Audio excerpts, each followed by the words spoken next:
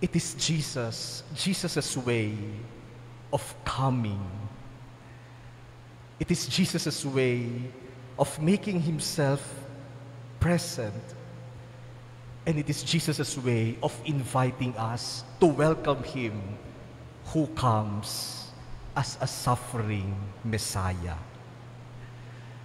And this is a lesson that we could learn from our beloved Saint Therese. She knew how to welcome Jesus. Jesus came to her as a child. She even saw Jesus as a child. Jesus visited her as a child, bringing consolation, uplifting her spirit, giving her peace, making her loved by God. But many times in the life of Saint Therese, Jesus also came not as a little child, but as a suffering Messiah, as a Savior crucified on the cross, in suffering, in sickness, and even in death. But even then, Saint Therese still welcomed Jesus. That is why at the moment of death, she could say, there is no more pain, only love. Because even in death, she welcomed the Lord.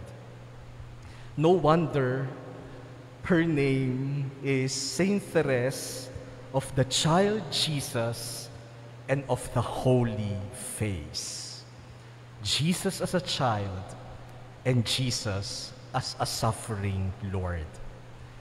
My dear brothers and sisters, how does Jesus come to your life now?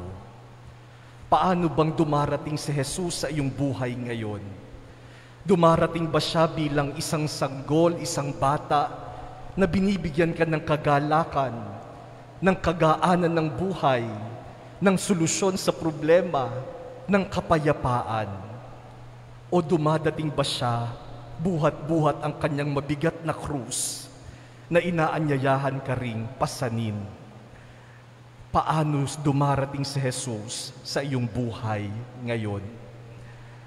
In whatever way Jesus wishes to come to you, whether as a little child or whether as a suffering Savior, please welcome Him. Please receive Him.